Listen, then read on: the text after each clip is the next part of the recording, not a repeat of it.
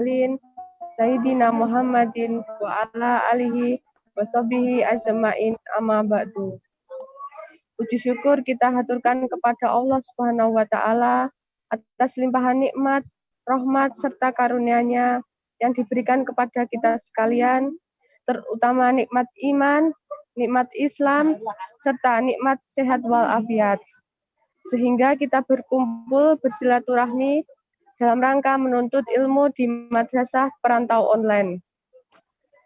Tak lupa selawat serta salam tetap tercurahkan kepada Nabi Muhammad SAW serta keluarga dan para sahabat. Semoga kita kelak mendapatkan syafaatnya di akhirat nanti. Amin, amin, ya robbal alamin. Yang kami hormati Bapak Imam Baihaqi selaku General Manager Dompet Duafa Hong Kong. Yang kami hormati Bapak Ustadz Doni Putra, LCM Hum, yang akan mengisi materi pada siang hari ini. Yang kami hormati seluruh jamaah kajian online yang dimuliakan oleh Allah Subhanahu wa taala. Sebelum mulai acara ini kita buka dengan bacaan basmalah. Bismillahirrahmanirrahim. Selanjutnya pembacaan ayat suci Al-Qur'an yang akan dibacakan oleh Uhti Nurul Aisyah. Saya persilakan. Assalamualaikum.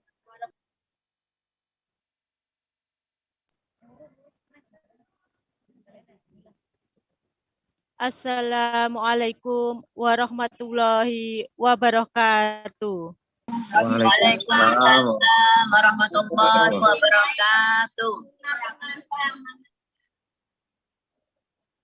A'udzu billahi minasyaitonir rajim. Bismillahirrahmanirrahim.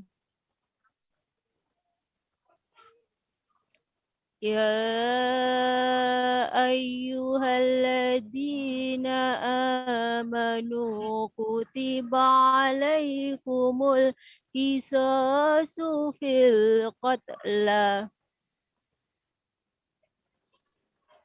al-hurru bil-hurri wal-abdu bil-abdi wal-unsa bil-unsa. Faman ufiya lahu min akhihi say'un wattiba'un bil ma'ruf wa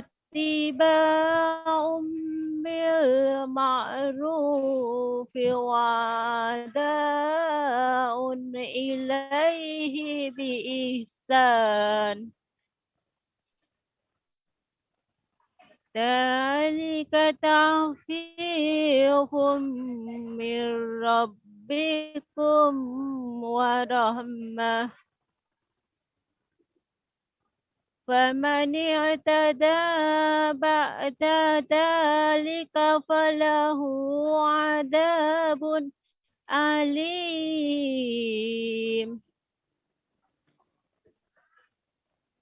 Walakum fil qisasi hayatun ya ulil albabi la'allakum tattaqun.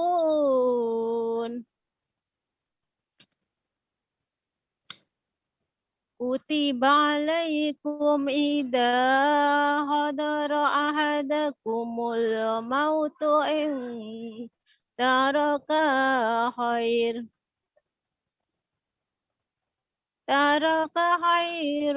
wasiyatu lil walidaini wal aqrabina bil ma'ruf haqqan 'alal muttaqin. Faman baddalahu ba'dama sami'ahu fa'innama ismuhu 'alal ladina yubaddiluna. Innallaha sami'un alim.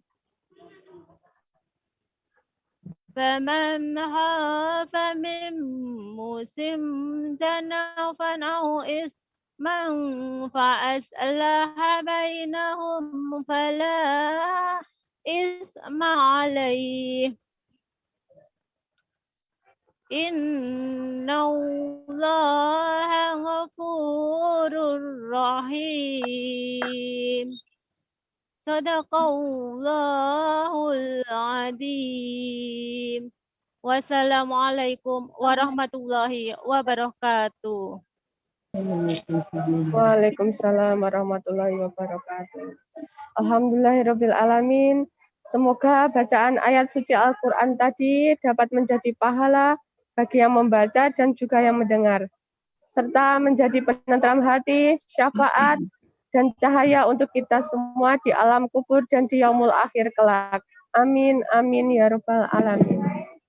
Jamaah yang dimuliakan Allah Subhanahu wa Ta'ala, acara ini juga disiarkan secara langsung melalui Facebook dan juga rekamannya akan diupload di YouTube Dompet Duafa Hongkong News. Jangan lupa untuk like Facebook Dompet Duafa Hongkong dan juga berlangganan YouTube DDHK News untuk mendapatkan update-update informasi bermanfaat dan juga kajian-kajian yang diselenggarakan oleh Dompet Duafa Hongkong. Selanjutnya, langsung saja acara inti pemberian materi yang akan disampaikan oleh Ustadz Doni Putra LCM Hum. Saya persilakan kepada Ustadz. Baik. Bunda Ria, ini materi kita berapa jam?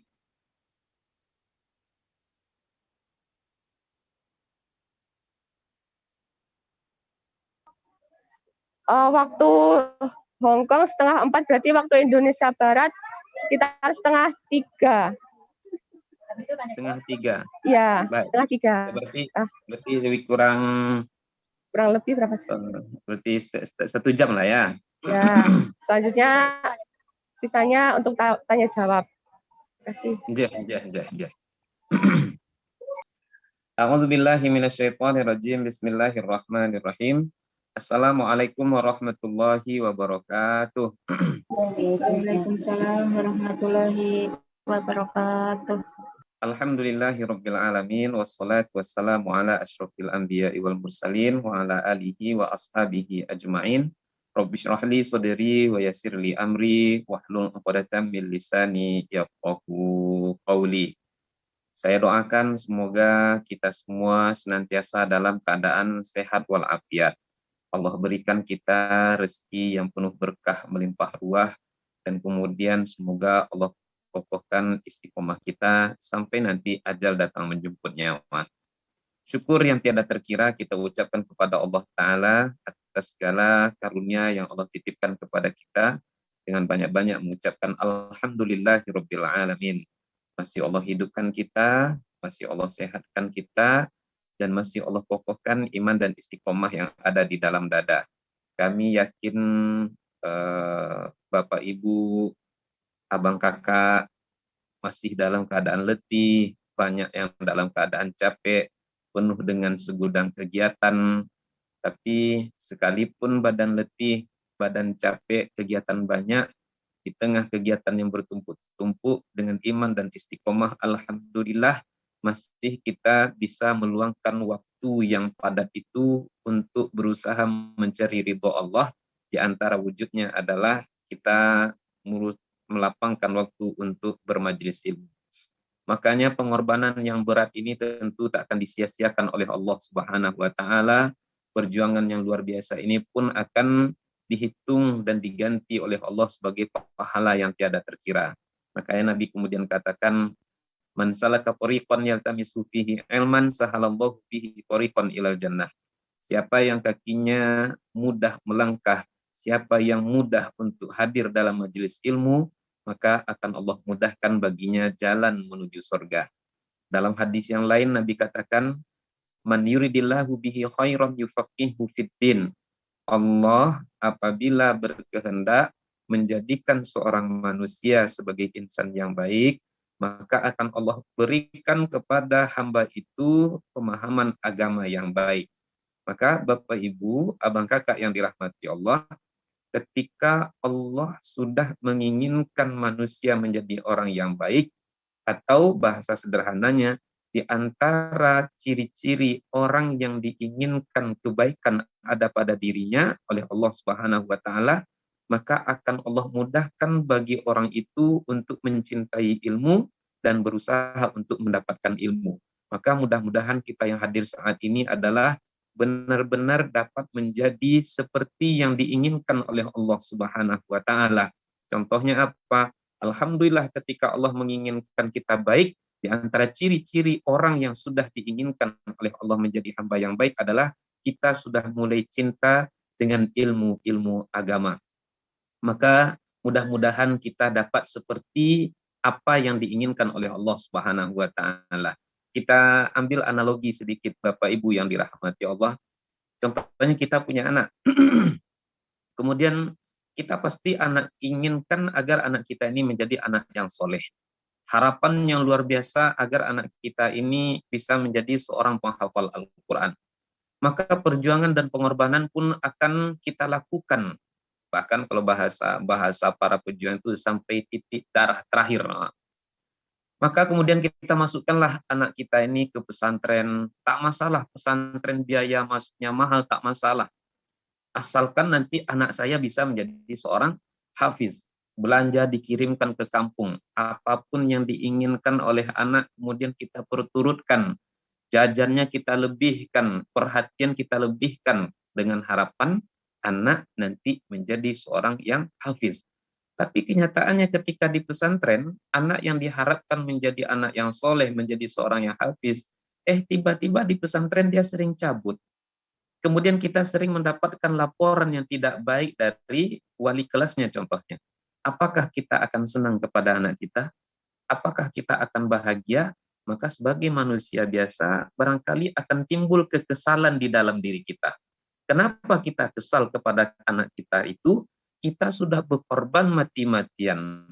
Makan kita tahan-tahan. Ibu-ibu yang semestinya pengen nampak tas yang mahal, tas yang cantik, branded, LV, Everbest, apapun lah mereknya, ibu kemudian tahan-tahan. Biarlah hari ini aku atau besok lah aku tak mau beli tas itu, karena uang ini lebih baik aku berikan, aku kirimkan untuk anakku di pesantren supaya dia menjadi seorang yang hafiz. Kenyataannya apa yang diinginkan tidak kita dapatkan. Maka tentu kita akan, setidaknya sebagai manusia kita akan kesal. Maka barangkali demikian juga antara kita dengan Allah Subhanahu wa taala. Ketika Allah sudah memilih kita untuk menjadi orang yang baik, namun kita sendiri tak ingin menjadi orang yang baik, tentu kecewaan atau barangkali murka akan Allah datangkan kepada kita. Tapi pada akhirnya kita tak akan pernah bosan untuk berhenti dan berdoa agar kita senantiasa bisa seperti yang diinginkan oleh Allah Subhanahu wa taala, agar kita menjadi orang yang baik. Salawat dan salam kita doakan semoga tercurah untuk kekasih kita baginda nan mulia Nabi Muhammad sallallahu alaihi wasallam dengan mengucapkan Allahumma sholli ala sayidina Muhammad wa ala ali sayidina Muhammad. Assalamualaikum ya Rasulullah. Bapak Ibu yang kami muliakan, keluarga besar Dompet Duafa Hongkong, dan kemudian keluarga besar MPO. Saya kira tadi MPO ini menarik perhatian orang. Tapi ketika DD Pusat Jakarta kirimkan kepada saya, di bawahnya ada tulisannya. M itu ternyata madrasah, bukan menarik. P itu bukan perhatian, tapi artinya perantau. O itu saya kira orang tadi, tapi ternyata online. Madrasah perantau online. Karena di tempat saya tak bisa melihat banyak orang, jadi saya tak tahu nih, audiensi saya ini siapa saja nih. Apakah anak SD kah, anak SMA kah, mahasiswa kah, kuliah kah? Tapi pada prinsipnya adalah semuanya adalah para perantau. Saya biasanya kalau diundang untuk ngisi materi itu diminta untuk ngisi materi tentang ya biasanya materi-materi untuk anak muda. Tapi nampaknya di sini saya tengok ada beberapa orang, ya alhamdulillah memang anak muda juga semuanya, tapi cuma angkatannya saja yang berbeda-beda. Ada anak muda angkatan mungkin angkatan 70, ada anak muda angkatan 80, ada anak muda angkatan 90. Tapi intinya insya Allah semuanya yang hadir di sini anak muda. Kalaupun usianya sudah senja, tapi semangatnya insya Allah selalu muda. Amin. Ya Rabbal Alamin. Bapak Ibu yang dirahmati Allah Subhanahu wa Ta'ala, saya diminta untuk menjelaskan hadis yang ke-23 yang terdapat dalam kitab Arba'in Nawawi. Jadi hadis itu boleh, kalau saya saran nanti Bapak Ibu, Abang Kakak bisa juga nanti di-download di Play Store ini. Jangan buka Play Store, kemudian download aja di Play Store itu nanti Fikih Syafi'i. Ketika di Play Store kita tulis Fikih Syafi'i, maka nanti setelah selesai kita download Fikih Syafi'i itu, kita buka aplikasi itu, maka banyak sekali kitab yang ada di sana. Ada kitab Riyadhus Shalihin, ada kitab Arba'in Nawawi, ada Minhajul Muslim, ada Sahih Bukhari, ada Sahih Muslim. Jadi kalau ibu-ibu ada yang tak punya kitab Arba'in Nawawi ini, setidaknya bisa kita download di Play Store kita atau di handphone kita masing-masing. Kita baca hadisnya. Hadis yang ke-23, An Abi Malik Al-Harithi Ibni Asim Al-Ash'ari radhiyallahu anhu, dari Abi Malik Al-Harithi Ibni Asim Al-Ash'ari, Allah meredhoinya, qala, dia berkata. Apa kata Abi Malik Al-Harithi Ibni Asim Al-Ash'ari ini? Qala Rasulullah sallallahu alaihi wasallam, Nabi Muhammad sallallahu alaihi wasallam bersabda, kata Nabi, at-tuhuru syatrul iman, suci itu bagian daripada iman. Walhamdulillahi tamla'ul mizan, dan kata-kata kalimat alhamdulillah itu dapat memenuhi timbangan kebaikan kita. Wa subhanallahi walhamdulillahi tamla'ani au tamla'u ma bainas samawati wal ardh. Dan kalimat subhanallah dan juga alhamdulillah, keduanya dapat memenuhi antara langit dan bumi. Wassalatu nurun, dan salat itu adalah cahaya. Was-shadaqatu burhanun, dan sedekah itu adalah bukti. Was-sabru diyaun, dan sabar itu adalah cahaya. Wal Qur'anu hujjatun laka au alaika, dan Al-Qur'an itu akan menjadi bukti, hujjah, yang akan meringankan engkau atau yang akan memberatkan engkau. Kullun nasi yaghdu, setiap orang, setiap manusia dia akan berusaha, pagi-pagi akan bekerja, dia akan beramal. Faba'i'un nafsahu famu'tiquha au mubiquha. Maka ada di antara mereka yang menjual dirinya, lalu kemudian mereka itu ada yang membebaskan dirinya dari kehinaan, dan ada juga manusia yang akan menghancurkan dirinya dalam jurang kehinaan. Jadi Bapak Ibu, keluarga besar madrasah apa tadi? MPO apa tadi Bu? Madrasah pengajian online tadi ya? Perantauan online. Madrasah pengajian online, madrasah perantauan online. Jadi sederhananya hadis ini menceritakan tentang hal-hal yang bisa kita lakukan, hal-hal amal-amal soleh yang bisa kita lakukan, yang mana amal soleh itu akan mendatangkan kebaikan demi kebaikan. Maka kita lihat apa saja amal soleh yang terdapat di dalam hadis ini, keutamaan amal, apa saja amal-amal yang utama yang dijelaskan dalam hadis ini. Yang pertama tadi kata Nabi, at-tuhuru syatrul iman, bersuci sebagian daripada iman. Ini amal soleh yang pertama yang dijelaskan di dalam hadis ini. Maka Bapak Ibu, Abang Kakak yang dirahmati Allah, maknanya yang kita baca dalam kitab syarah hadis ini, bahwasanya iman itu tak hanya dengan di hati saja. Kita dengan mengakui, contohnya kita mengakui Allah, mengakui Rasul. Iman itu tak hanya dengan keyakinan dari hati saja, atau iman itu tak hanya dengan ucapan saja, asyhadu alla ilaha illallah wa asyhadu anna muhammadar rasulullah. Iman itu bukan itu saja. Tapi iman itu juga ada wujudnya berupa perbuatan. Maka di antara bentuk aplikasi dari imannya seseorang dalam hadis ini dijelaskan adalah dia dengan cara bersuci.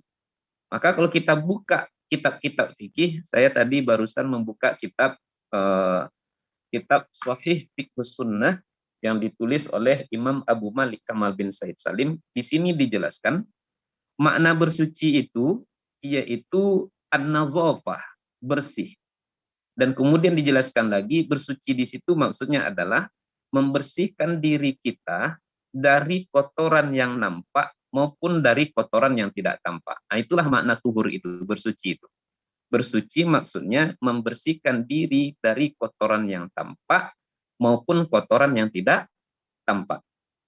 Kotoran yang tampak mana contohnya, Bapak Ibu yang dirahmati Allah? Kalau kita lihat dari ujung rambut sampai ujung kaki kita ini kan banyak kotornya nih. Contohnya nih, kita buka, saya laki-laki, saya buka peci saya. Kira-kira di kepala saya ini ada kotornya? Ada. Apa yang membuat kepala saya ini kotor? Bisa jadi di kepala saya ini ada ketombe yang kemudian dapat menyebabkan bau di kepala kita. Kemudian turun ke bawah, mata kita ini kotor. Iya. Apa yang menyebabkan mata kita kotor? Ya maaf, beri maaf. Kadang-kadang kan ada, ya kalau orang Padang menyebutnya ada onde-onde di mata kita. Kalau orang Bandung nyebutnya apa teh? Ada orang Bandung di sini? Tahi mata. Tahi mata namanya. Kita bangun tidur contohnya kan ada taiknya di sini. Beri maaf kalau bahasanya tidak enak saya sebutkan. Kemudian turun ke bawah, di hidung kita ini ada kotoran. Itu kotorannya nampak. Maka bersuci itu membersihkan diri kita dari kotoran yang nampak. Mana contohnya? Di hidung ada kotor kita. Kemudian di mulut kita juga ada kotornya. Makanya kadang-kadang karena ada kotoran di dalam mulut kita ini sehingga menyebabkan bau itu keluar dari mulut kita. Kadang-kadang kita kan sering sholat tuh. Sholat, di waktu sholat, kita sholat dekat orang yang ada bau mulutnya. Kadang-kadang sholatnya itu yang menyedihkan, yang menyakitkan, suara dia 10-11 dengan imam. Imam menguatkan bacaan Al-Fatihah, dia dikuatkan juga. Allahu Akbar.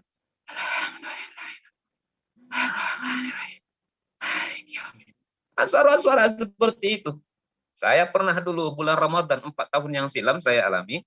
Kebetulan saya sholat tarawih, kebetulan terlambat ketika itu. Maka kalau kita terlambat tentu tak ada pilihan sholat hanya di tempat yang tersisa. Ketika sholat imam baca Al-Fatihah, kawan di sebelah saya pun dia baca Al-Fatihah agak keras tadi. Setelah baca Al-Fatihah waladhdallin amin, dia sendawa. Kata dia, sendawa durian. Saya ketika itu tak tahan saya, tapi saya berusaha untuk sabar. Ini adalah ujian. Setelah itu ketika imam ruku, baca tasbihnya subhana rabbil azim. Keras pula. Setelah itu kemudian setelah dia bertasbih di waktu ruku, sendawa dia sekali lagi. Kata dia sekali lagi. Apalah daya tak kuasa saya lagi. Akhirnya saya keluar pindah. Maka karena ada kotor di dalam mulut kita sehingga menyebabkan ada bau. Terus sampai ke bawah. Maka bersuci itu adalah bagian dari iman. Nah, wujud iman diantaranya dalam bentuk perbuatan. Makna bersuci tadi membersihkan diri kita dari kotoran yang tampak. Bagaimana membersihkan diri kita dari kotoran yang tampak? Bisa dengan cara cuci tangan kah? Atau kita berwuduknya kah? Atau kita dengan mandinya kah? Maka Nabi kan sudah jelaskan. Keutamaan bersuci itu banyak. Apa keutamaan bersuci? Kalau di dalam Al-Quran kita baca, Innallaha yuhibbut tawabin wa yuhibbul mutatahhirin. Allah mencintai orang, Innallaha yuhibbut tawabin, Allah mencintai orang yang senantiasa bertaubat, wa yuhibbul mutatahhirin. Dan Allah juga mencintai orang-orang yang senantiasa mensucikan, membersihkan diri mereka. Dalam ayat yang lain kita jumpai, wa thiyabaka fatahhir. Dan bajumu, pakaianmu, maka sucikanlah. Dalam ayat yang lain, qad aflaha man tazakka, maka sungguh beruntung orang yang mensucikan dirinya. Itu contohnya kita mensucikan diri kita dari kotoran yang tampak. Karena tadi dijelaskan bersuci itu adalah membersihkan diri kita dari kotoran yang tampak, seperti ada najis, ada kotoran, seperti air pipis kita, buang air besar kita, ada darah haidnya kah, dan lain sebagainya. Kemudian juga makna bersuci itu membersihkan diri kita dari kotoran yang tidak tampak. Di dalam kitab fikih Shahih Fikih Sunnah saya baca tadi, kal'uyubi wal ma'asi. Juga kita makna bersuci membersihkan diri kita dari kotoran yang tidak tampak, seperti perbuatan maksiat. Mana maksiat yang tidak tampak? Wujudnya itu tak tampak. Iri hati contohnya. Kita dengki, penyakit-penyakit hati kita. Itu harus dibersihkan. Ribah contohnya. Itu kotor. Tapi dia tak nampak, tak berbau dia. Tapi dia dapat merusak kita. Kemudian ada orang beribu maaf, dia berzina contohnya. Memakan harta riba contohnya. Ini bahaya, ini kotor yang harus kita bersihkan. Saking kotornya iri hati atau dengki itu, maka Nabi pernah mengingatkan kita. Apa kata Nabi? Iyyakum wal hasad. Hati-hatilah kamu dengan perkara iri atau dengki. Fa innal hasad, karena sesungguhnya hasad, iri atau dengki itu takulul hasanat, dapat memakan segala kebaikan kita, kama takulun narul hatab, sebagaimana api yang memakan kayu bakar. Hasad itu artinya apa? Bahasa sederhananya SMS. Susah melihat orang senang, senang melihat orang susah. Tetangganya yang beli kulkas, dia yang kedinginan. Kalau kata orang Padang, itu orang tuh busuk hati kata dia. Maka Bapak Ibu, abang kakak, keluarga besar MPO yang kami muliakan, berusaha kita membersihkan diri kita dari kotor ini. Hati kita yang kotor, seperti iri tadi. Kata Nabi, iri seperti iri itu dapat menggerogoti amal soleh kita sebagaimana api yang memakan kayu bakar. Saya yakin Bapak Ibu sudah banyak yang berangkat haji ataupun umroh. Berangkatlah mobil bus kita dari Mekah menuju Madinah. Atau sebaliknya, dari Madinah kita ambil mikot untuk umroh. Dari Madinah Bir Ali, lalu kita bertolak ke Mekah, ke Tanah Suci. Bapak Ibu, abang kakak, kiri kanan sepanjang jalan apa yang kita lihat? Halo? Masih ada ke? Ada orangnya nih? Masih ada ya? Masih. Kita dalam perjalanan dari Mekah ke Madinah, sepanjang jalan kita lihat adalah bukit bebatuan dan juga gurun padang pasir. Tak ada nampak pohon, tak ada nampak kayu, gersang, tandus. Nabi katakan tadi bahaya iri itu sama seperti iyyakum wal hasad fa innal hasad takulun iyyakum wal hasad fa innal hasad takulul hasanat kama takulun narul hatab. Hati-hatilah kamu dengan iri, karena iri dapat memakan segala kebaikan seperti api yang memakan kayu bakar. Maknanya, bunda-bunda, abang kakak kami, mengumpulkan amal soleh itu berat. Mengumpulkan amal soleh itu susah. Contoh, majelis ilmu ini kadang-kadang terasa berat. Saya sendiri kadang-kadang merasakan berat, apalagi ketika kita mempersiapkan materi. Kita baca. Kadang-kadang baru saja kita baca 1 baris, 2 baris, kita mulai ngantuk. Baca Al-Quran, baru setengah halaman, kita sudah mulai tertidur. Artinya apa? Berat kita untuk beramal. Apalagi sholat tahajud. Kita mau sholat tahajud tuh. Akhirnya buatlah alarm sebanyak-banyaknya. Jam 3 buat, jam 3:05, jam 3:10, sampai jam 3:30. Tapi kenyataannya ketika kita bangun jam 3, alarm berbunyi, maka kemudian kita matikan lagi, karena kita masih ngantuk. Jam 3:05 kita bangun, kemudian kita matikan lagi. Ujung-ujungnya karena saking beratnya, ujung-ujungnya kadang-kadang kita tak sholat tahajud, bahkan subuh kita masih terlambat. Maka di waktu itu menjelaskan beramal itu berat. Khususnya mungkin barangkali bagi saya iman yang amat sangat lemah. Kadang-kadang terasa berat untuk beramal. Maka kadang-kadang ketika kita sudah beramal, karena bahaya iri, kata Nabi, iri itu dapat memakan segala kebaikan seperti api yang memakan kayu bakar. Kan susah tuh cari kayu tadi, susah kita untuk beramal. Tapi ketika amal sudah kita dapatkan, maka kemudian amal kita itu lenyap. Hanya karena apa? Hanya karena iri. Makanya wajar kalau Nabi katakan, at-tuhuru syatrul iman. Suci itu sebagian daripada suci itu sebagian daripada iman. Maka Bapak Ibu yang dirahmati Allah Subhanahu wa taala, amal yang amat sangat besar, luar biasa pahalanya di sisi Allah di hadis ini yang pertama dijelaskan adalah bersuci. Oleh karenanya, ayo kita rajin-rajin untuk mensucikan diri kita, baik dari kotoran yang tampak maupun dari kotoran yang tidak tampak. Dari kotoran yang tampak tadi contohnya apa? Dengan kita memperbanyak berwudu kita. Kita tahu ada sebuah hadis yang diriwayatkan dari Bilal bin Rabah. Dalam hadis itu, hadisnya panjang karena waktu kita terbatas. Nabi pernah katakan, taklah seorang muslim dia berwudu, dia sucikan dirinya, melainkan setiap kali menetes air wudhu yang ada di wajahnya akan Allah gugurkan dosa-dosa kotoran-kotoran yang ada di wajahnya. Kata yang tak baik, mulut yang sering berkata dusta, berbohong, sumpah serapah. Seiring dengan berguguran air wudhu yang ada di tangan, akan Allah gugurkan dosa-dosa yang ada di tangan kita. Kotor ada, kotor tampak ada. Kemudian kotor yang tak tampaknya, barangkali tangan kita pernah menyentuh yang tidak haram, yang barangkali tangan kita ini pernah menyentuh yang bukan mahramnya. Tangan kita barangkali pernah mengambil hak milik orang lain, barangkali pernah menyuapkan yang haram ke dalam mulut anak istri kita, memakan ribanya, sogok menyogoknya kah? Kemudian seiring berguguran air wudhu yang ada di kepala kita, maka seiring dengan itu akan Allah gugurkan juga dosa-dosa yang ada dibuat oleh kepala kita sampai kepada kaki kita. Maka hadis yang pertama, amal-amal kebaikan yang bisa kita lakukan, dalam hadis ini dijelaskan yang pertama adalah bersuci. Saking besarnya keutamaan bersuci sampai-sampai Nabi katakan bersuci itu bagian daripada iman. Yang kedua, amal soleh yang dijelaskan di sini, walhamdulillahi tamlaul mizan, karena ini berdekatan mirip-mirip, saya lanjutkan saja yang kedua. Wa subhanallahi walhamdulillahi tamla'u au tamla'ani ma bainas sama'i wal ard. Kemudian kalimat alhamdulillah itu dapat memenuhi timbangan kebaikan, dan subhanallah dan alhamdulillah dapat memenuhi antara langit dan bumi.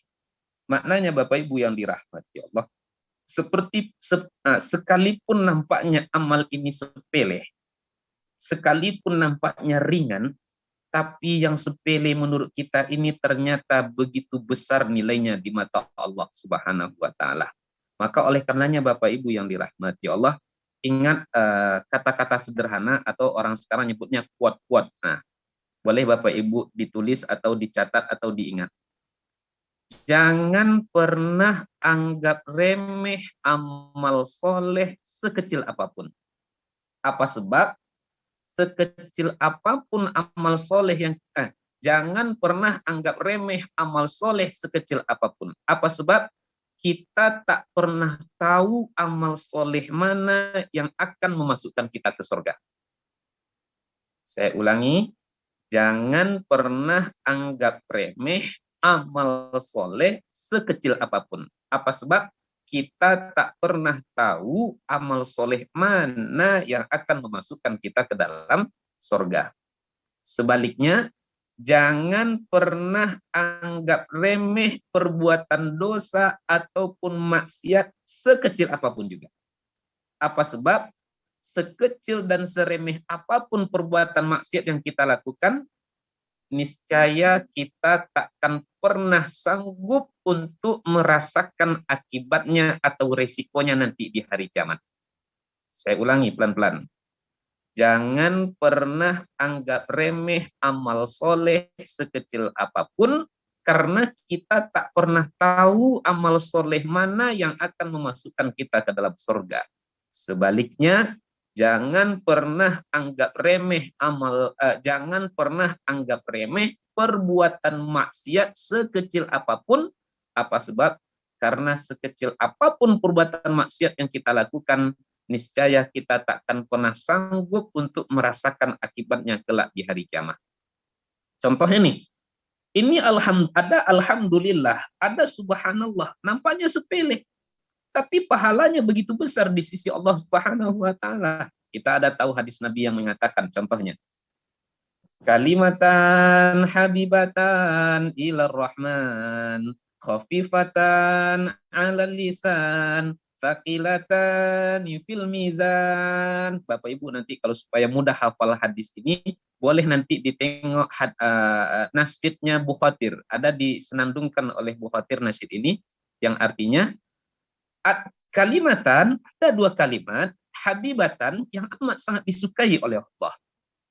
Khafifatan ala lisan, dua kalimat itu begitu mudah untuk diucapkan, saqilatani fil mizan, tapi begitu dapat memberatkan timbangan kebaikan kita nanti di hari kiamat. Mana dianya kalimat yang dua kalimat yang disukai oleh Allah, mudah untuk dilafazkan, diucapkan, tapi begitu dapat memberatkan timbangan kebaikan kita. Maka kata Nabi, subhanallahi wa bihamdi, subhanallahil azim.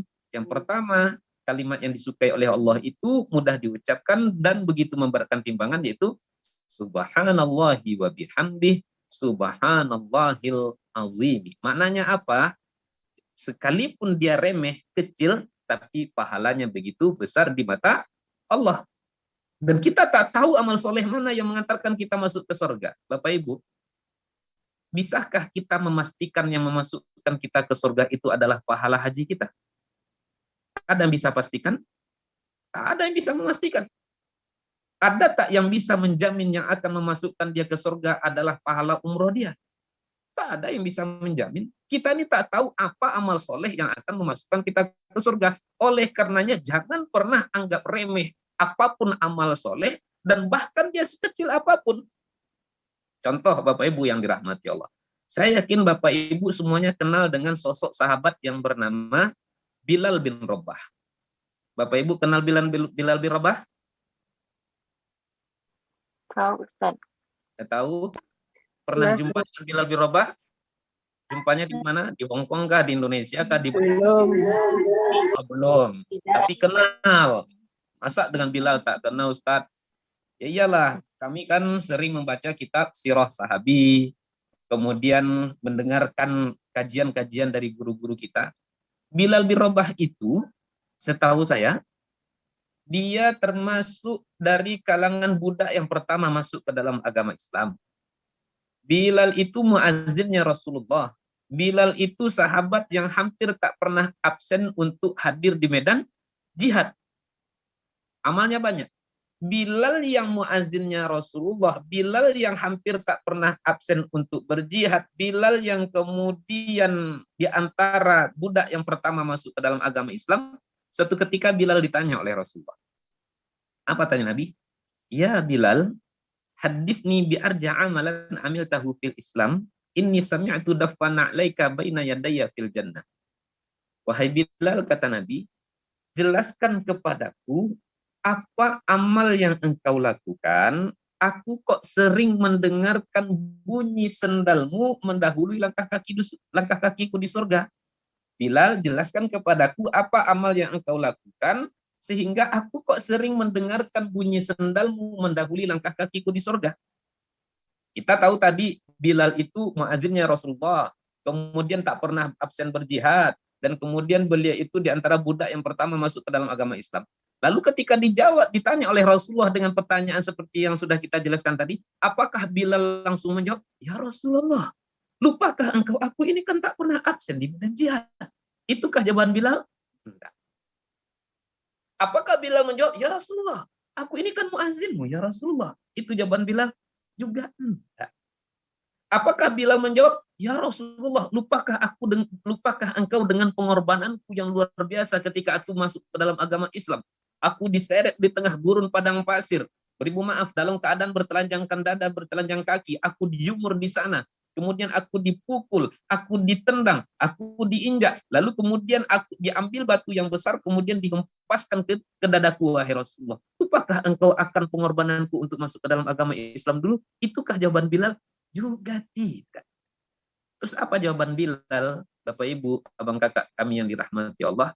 Jawaban Bilal dalam hadis itu saya baca, ya Rasulullah. Maknanya kalau bahasa kitanya, amal saya biasa-biasa saja ya Rasulullah. Ya apa amalmu yang biasa itu? Ya Rasulullah, taklah aku berhadas, melainkan setiap kali aku berhadas, aku berwudu lagi, kemudian aku sholat sunnah 2 rakaat. Sepele memang, tapi ternyata amal yang nampaknya sepele inilah yang memperkuat kaki Bilal tegak berdiri di dalam surga. Makanya tadi di awal sudah kita sampaikan, jangan pernah anggap remeh amal soleh sekecil apapun, karena kita tak pernah tahu amal soleh mana yang memasukkan kita ke dalam surga. Kita tak pernah tahu. Beribu maaf, beribu maaf, beribu maaf. Bapak Ibu tentu juga sudah mendengarkan kisah atau membaca secara langsung. Dulu ada seorang wanita pezina, di tengah jalan dia kehausan, lalu dia cari sumber mata air, bertemu dengan sumur, jumpa dengan telaga, masuk dia ke dalam. Lalu dia minum, hilang hausnya, lepas dahaganya, lalu kemudian dia keluar. Setelah dia keluar, didapatinya, beribu maaf, ada seekor anjing yang dalam keadaan kehausan. Tak tega dia melihat anjing yang kehausan, masuk lagi dia ke dalam, kemudian dia ambil air, lalu dia berikan kepada seekor anjing tersebut. Bapak Ibu, yang kita baca, berapa puluh galon air yang dibawa oleh perempuan itu? Berapa puluh galon? Tidak berpuluh galon, jangankan 1 galon, barangkali 1 gelas saja tak sampai. Dan itu pun diberikan beribu maaf, bukan kepada fakir miskin, bukan kepada anak yatim, tapi beribu maaf, air itu diberikan kepada seekor anjing. Yang saya yakin banyak di antara kita sangat jijik dengan yang namanya anjing ini. Sekalipun dia berbagi hanya kepada seekor anjing, tapi karena memang pahala berbagi itu besar, maka kemudian di antara keutamaannya ketika itu, Allah ampunkan dosa-dosa perbuatan zina yang dilakukan oleh wanita tersebut. Makanya kami ulangi lagi, jangan pernah anggap remeh amal soleh sekecil apapun. Kemudian jangan pula nanti dipahami, oh kalau begitu Ustaz, tak masalah kita berzina ya Ustaz ya, nanti rajin-rajin aja sedekah kepada banyak-banyak anjing. Jangan pula dipahami seperti itu. Nanti saya ternaklah anjing enggak 10 Ustaz, setiap pagi saya kasih dia makan, setiap pagi dia kasih dia minum. Tapi saya tetap berzina ya Ustaz ya, saya tetap maling ya Ustaz ya, saya tetap mencuri, saya enggak bisa. Wala talbisul haqqo bil batil. Jangan kita campur adukkan antara yang hak dengan yang batil. Maka tadi poin kedua yang kita sampaikan juga, jangan pernah anggap remeh perbuatan maksiat sekecil apapun, karena apa? Sekecil apapun maksiat yang kita lakukan, kita tak akan pernah sanggup untuk merasakan akibatnya di hari kiamat. Maka tentu kita semua masih ingat dengan hadis Nabi yang mengatakan, inna ahwana ahlin nari azaban yaumal qiyamah la rajulun tudha'u fi akhmasi qadamaihi jumratun yugla minha dimamtu. Seringan-ringan azab di hari kiamat kelak yang akan dirasakan oleh seorang manusia adalah, yaitu akan ditaruh bara api yang amat sangat kecil di telapak kakinya. Apa akibatnya? Melelehlah otaknya, dibuatnya. Beribu maaf, tak cebok saja itu sudah cukup mendatangkan azab. Apalagi kalau kita tak mandi besar, apalagi kalau kita sampai mencuri, apakah lagi kalau kita sampai berzina, apakah lagi sampai kita memakan harta riba. Faman ya'mal mithqala dzarratin khairan yarah wa man ya'mal mithqala dzarratin syarran yarah. Sekecil apapun kebaikan yang kita lakukan tetap akan mendapatkan balasan, diperhitungkan oleh Allah kelak di yaumil qiyamah. Dan sebaliknya, sekecil apapun maksiat yang kita lakukan kelak juga akan diperhitungkan oleh Allah Subhanahu wa taala, kita tentu akan mendapatkan iqabnya. Maka oleh karenanya, jangan pernah anggap remeh amal soleh, dan sebaliknya juga jangan pernah anggap remeh perbuatan maksiat sekecil apapun. Jadi makna yang bisa kita ambil dari hadis yang kedua ini, nampaknya amal itu sederhana, tapi balasannya begitu istimewa di hadapan Allah Subhanahu wa taala. Jadi maknanya di sini Bapak Ibu juga yang bisa kita lihat, jangan kemudian maknanya juga bahwasanya setiap ada kita kesempatan untuk beramal, sekalipun nampaknya sepele, tetap kita lakukan. Mana contohnya? Ibu sambil masak, ya tetaplah senantiasa diiringi dengan zikir contohnya. Contohnya zikir yang sudah kita tunjukkan tadi. Subhanallah sambil masak. Subhanallah walhamdulillah wala ilaha illallah. Lonjakkan zikir apanya itu? Apa namanya? Sendoknya itu. Banyak betul gaya bang nih, kata dia. Masak cuman telur dadar gini pula gayanya, kata. Tak masalah. Amal biasa akan menjadi istimewa ketika kita awali dengan zikir. Maka makna yang lainnya, Bapak Ibu yang dirahmati Allah, ayo kita cerdas dalam beramal. Amalnya sedikit, tapi untungnya banyak. Kan prinsip kita berdagang kan seperti itu. Prinsip kita berdagang, kalau bisa modalnya sedikit-dikitnya, tapi untungnya sebanyak-banyaknya. Maka mulai dari sekarang usahakan Bapak Ibu, coba di list. Kita mulai dari amal-amal yang kecil, yang ringan-ringan saja dulu. Contohnya zikir. Zikir itu nampaknya sepele, tapi pahalanya besar. Mana yang lain? Kalau bisa nanti saya sarankan Bapak Ibu, subuh sampai syuruk, kalau bisa, karena saya tak pernah ke Hong Kong, mudah-mudahan sampai juga lah nanti saya ke Hong Kong itu. Selama ini kan cuma nengok filmnya saja, film Jackie Chan, film pokoknya nanti itulah, sampai juga hendaknya saya ke Hong Kong itu nanti.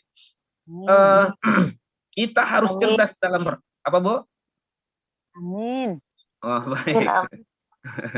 Kita lihat contohnya Bapak. Harus kita cerdas dalam beramal. Tadi saya jelaskan ya, saya tak terlalu memahami bagaimana situasi di Hong Kong. Ingin saya katakan, kalau bisa iktikaf di waktu subuh sampai syuruk, iktikaflah kita. Karena kita tahu sebuah hadis Nabi mengatakan, man shallal ghadah fi jama'atin summa qa'ada yazkurullah hatta tatlu asy-syams faqama rakatan kana lahu ka ajri haji wal umrati tamatan. Siapa yang sholat subuh berjamaah lalu kemudian dia duduk beriktikaf di masjid, hadir dalam majelis ilmu, dia baca Al-Quran, berzikir dia sampai kapan? Sampai terbitnya matahari. Kalau di saya sekarang ini di Pekanbaru itu subuh taruhlah jam 5, syuruk itu jam 6 lewat seperempat. Lalu kita tunggu agak 10 menit, otomatis jam 6 lewat 25. Maka ketika jam 6.25 nanti kita sholat sunnah 2 rakaat yang disebut dengan sholat sunnah isyraq, maka kata Nabi, pahalanya sama seperti pahalanya orang yang melaksanakan haji dan juga umroh. Sempurna kata Nabi. Amalnya sederhana, tapi balasannya begitu istimewa. Waktu tak sampai 3 bulan, bekal tak sampai 70 juta, terpisah dengan keluarga tak terlalu lama, cuma barangkali 1,5 jam, tapi pahalanya begitu besar di mata Allah. Maka bahasa sederhananya, tak semua orang bisa naik haji ataupun umroh ke tanah suci. Saya ulang, tak semua orang bisa dapat naik haji ataupun umroh ke tanah suci, tapi semua orang bisa mendapatkan pahala yang sama dengan pahalanya orang yang haji dan juga umroh. Apa dianya?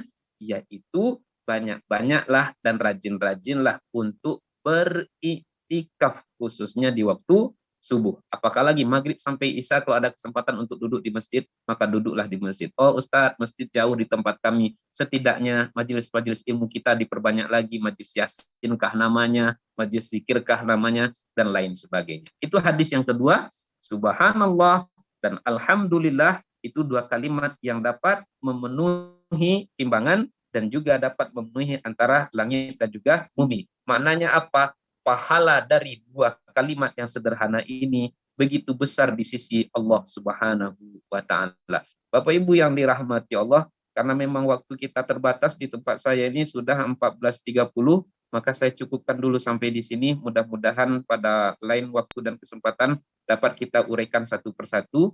Pada intinya, hadis ini menjelaskan amal-amal mulia yang balasannya begitu istimewa di mata Allah Subhanahu wa Ta'ala. Amal-amal soleh yang bisa kita lakukan di sini, diantaranya 1, kita rajin bersuci. Yang kedua, banyak-banyaklah bertahmid atau bertasbih. Maknanya di sini adalah banyak-banyaklah berzikir. Yang ketiga, amal yang bisa kita lakukan, perbanyaklah sholat. Yang keempat, perbanyaklah bersedekah. Yang kelima, perbanyaklah sabar. Dan yang keenam, banyak-banyaklah kita membaca Al-Quran. Dan juga yang ketujuh, banyak-banyaklah kita berusaha untuk mendekatkan diri kepada Allah Subhanahu wa Ta'ala. Demikian, siapa tadi? Bunda, tadi saya tengok dulu. Bunda Rahmawati ya? Ya, Mbaknya masih single, Tat. Oh, masih single dia? Jangan dipanggil Bunda. Minta doanya, Tat. Jangan Ini terlalu udah lama. Jangan terlalu lama menjomblo. Iya Ustadz. Kawan-kawan Dede banyak yang jomblo tuh Bunda. Iya, Nah, banyak yang masih jomblo juga ada. Masya Ada Allah. beberapa, Tat. Haruslah Bunda. Alhamdulillah. Undang saya nanti tausiah pernikahannya nanti ya. Amin. Insya Allah. Kita doanya. Yang jomblo-jomblo semoga dijumpakan dengan jodoh yang soleh lagi soleha. Amin. Amin ya rabbal alamin. Orangnya Alhamdulillah. ganteng ataupun Semoga. cantik. Kemudian kaya, Amin. anak pengusaha, Amin. tampang Amin. Korea, hafal Amin. Al-Quran 30 juz. Amin ya rabbal alamin. Terima kasih Ustaz atas doanya. Baik, Bu. Alhamdulillah, semoga yang telah disampaikan oleh Ustadz Joni Putra bisa bermanfaat untuk kita semua, bertambah ilmu serta keimanan, dan semoga kita bisa menerapkan dalam kehidupan sehari-hari. Amin. Ya Rabbal Alamin.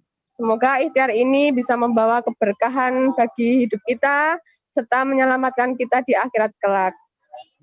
Selanjutnya, sesi tanya jawab kepada jamaah, silakan yang ingin bertanya. Saya persilakan. Assalamualaikum. Waalaikumsalam warahmatullahi wabarakatuh.